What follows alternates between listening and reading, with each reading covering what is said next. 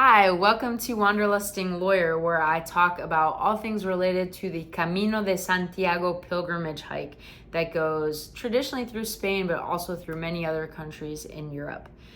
Today, I am talking about a subject that is not one of the most fun subjects, but it's extremely important. And I think I was very uneducated in this space before I did my first Camino. And that is Camino injuries or afflictions, if you will, to be potentially prepared for.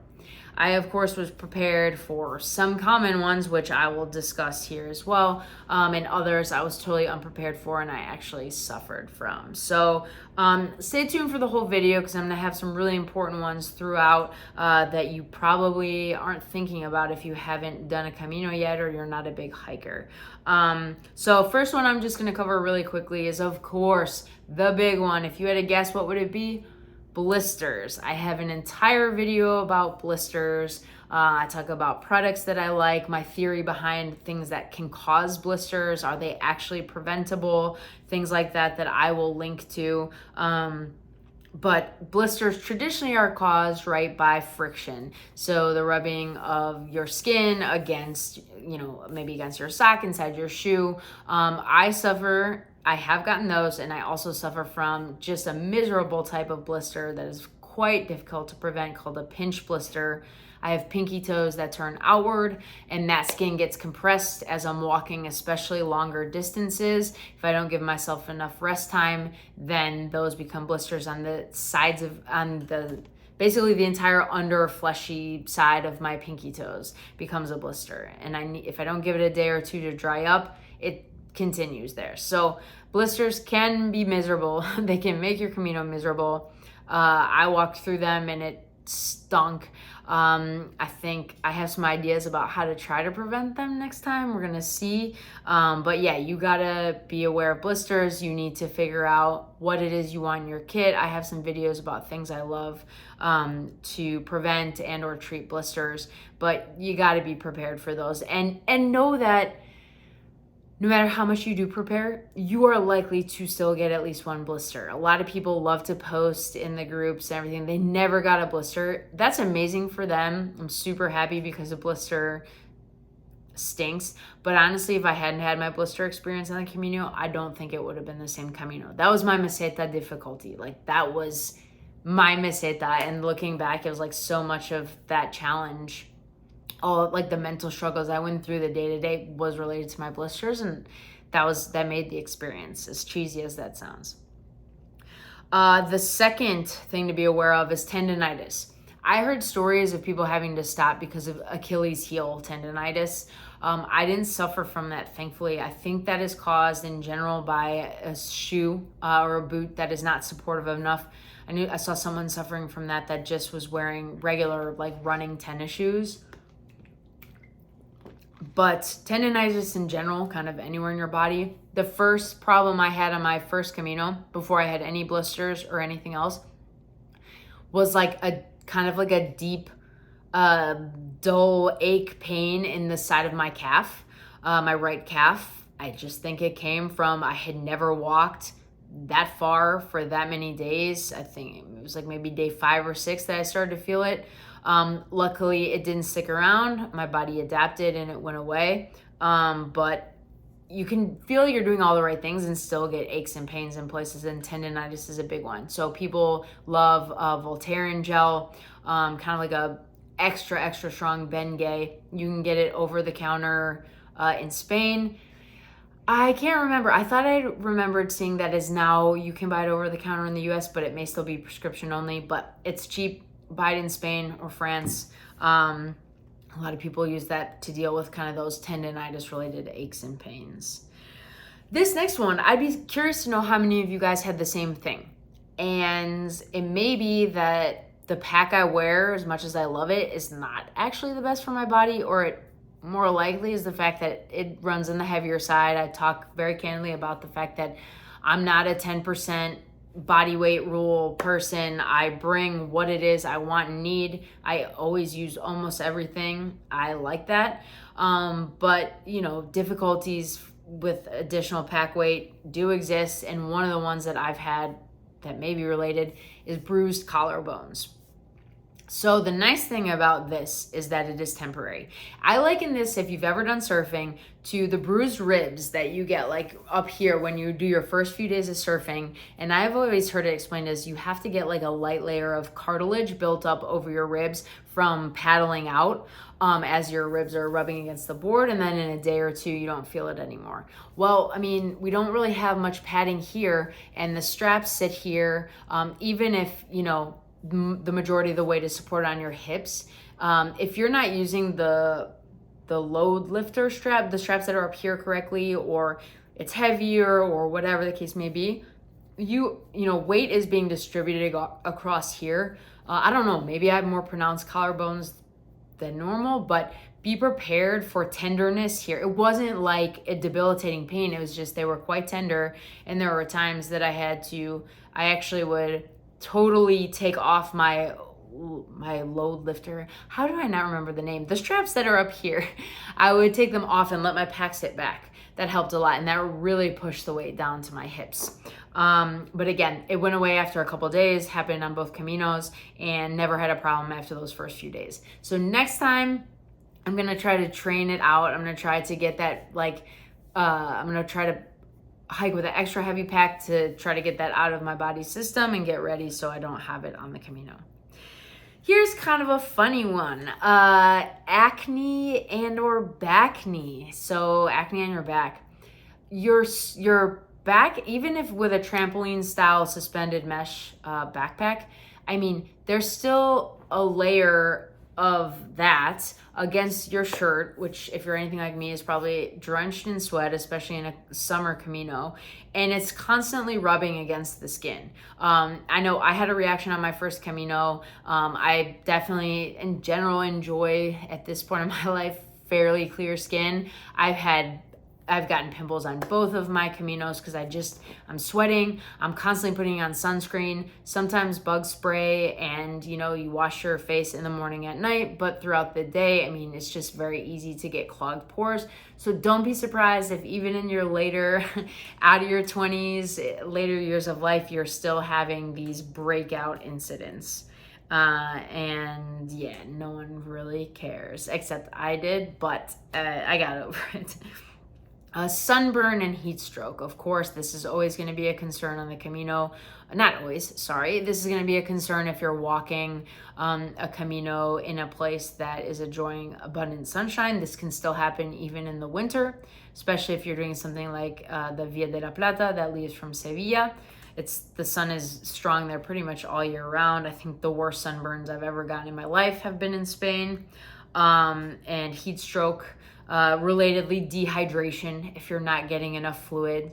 So my hack for sunscreen was actually, I just kept it in my pack pocket, and my pack had like great pockets that you could reach and get stuff in and out of fairly easily. So I would start the day with a sunscreen cream, a higher strength one, put it on my body, and then as I was walking, if I wanted to reapply, I would take a spray. So that way I didn't have to stop. So I'm that person I'm against stopping, but if I stop, sometimes I don't want to start again. So I really try to reserve my stops for like meal, using the restroom, things like that. I just want to keep going. So that was my hack for that. You want to make sure you have plenty of water. Don't skimp on weight when it comes to water. There are places that it's tougher to find water, so make sure you have, big bottles of water or a big water bladder. Going back to the feet, so I did not experience this on my first Camino. My feet would maybe be like generally tired, how you'd imagine walking for 34 days, your feet would be tired. My second Camino, I had a distance to cover in a shorter number of days, so I think I was walking for 10 days. And I kept a really aggressive clip. I mean, there were multiple days I was walking up to upwards of 40 kilometers. My feet by the end felt like they were falling off my body. I don't recommend doing what I did unless you're an extremely experienced hiker or, you're not carrying your pack full of all your stuff. My feet were swollen. When my wife saw me after, she said they were swollen. They looked like they were double the size of normal. I mean, they just hurt in a way that I didn't know feet could hurt. And I pushed through because I'm silly like that, and I had a goal, and I knew where I wanted to be and when, and I was not taking a taxi, I was not taking a bus, because that's still my pride issue. But that's the toll of walking too far too fast. It's not just blisters and other things like heat stroke, exhaustion, things like that. Is your feet may just hurt like bone deep. So don't do what I did. Take your breaks. Give yourself extra time if you can. Avoid that. I'll mention bed bugs real quickly.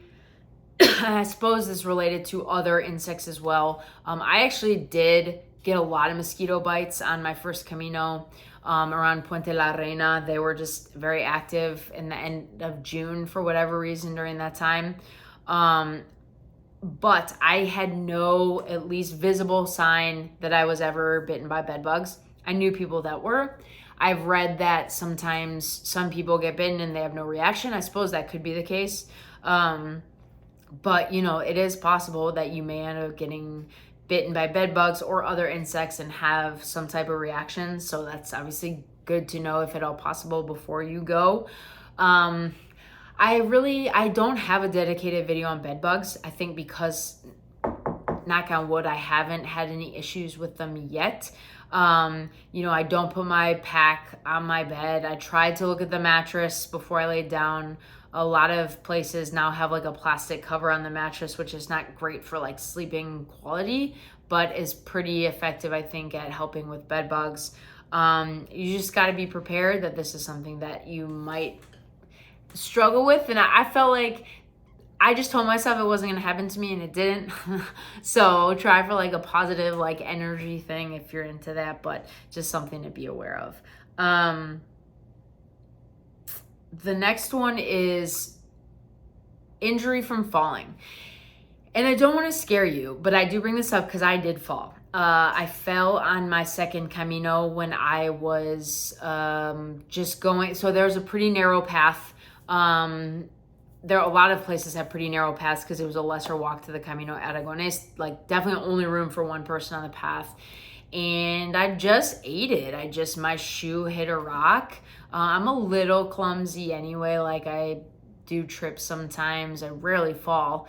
I bit it and it was going downhill, and I even had my 2 poles. I mean, I like to think that with that, at least they stopped my momentum some. But I mean, I had my heavy pack.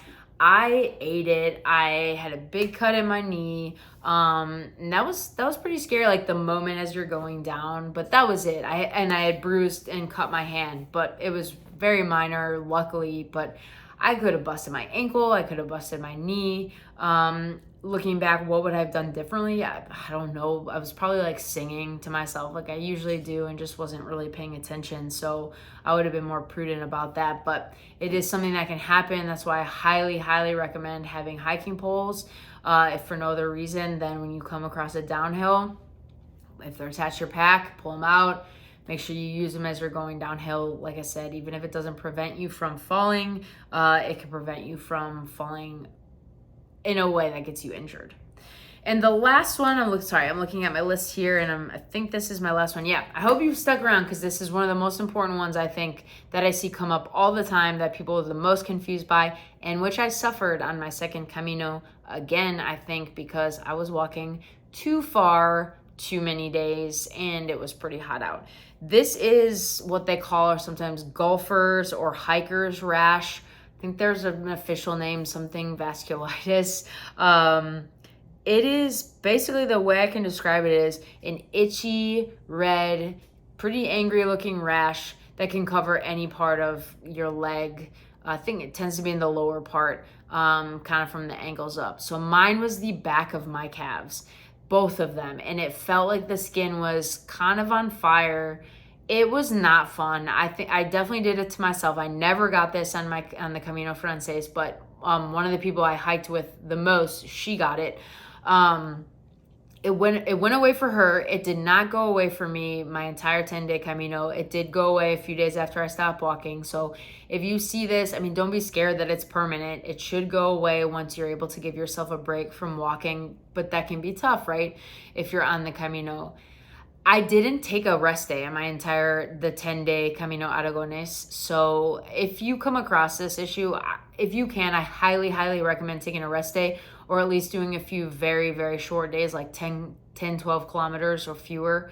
And all I could do to try to treat it was, if I found places that had ice packs or ice, I would do that. Otherwise, there were albergues that were nice enough to let me take. I had these 2 smaller microfiber towels, which I would use throughout the day when I was like sweating and to cool down. I would soak them in as cold of a water as I could. And if they had a fridge or a freezer, I would throw them in there, then wrap them around my calves. It just helped the sensation, like it stopped burning so much. But again, the best advice I have for this thing is, I didn't get it the first time and it was plenty hot, especially at the beginning of my Camino Frances, and did get it the second time, is go slowly, guys. Go at a nice pace. Don't overexert yourself. That was the biggest, I guess, mistake I made my second Camino. I don't know if I can call it a mistake, because it was the Camino I did. It was the time that I had, or I thought I had. I probably could have made more time. But yes, those are 10 things that you want to be aware of as you're planning your Camino, or even if you've already done a Camino. Like I said, these can pop up even if they didn't the first time. So I hope that's helpful. As always, please leave any questions you may have below, or any feedback. I love reading y'all's comments. I really appreciate you continuing to support the growth of this channel, and I will see you for the next one. Buen camino, guys.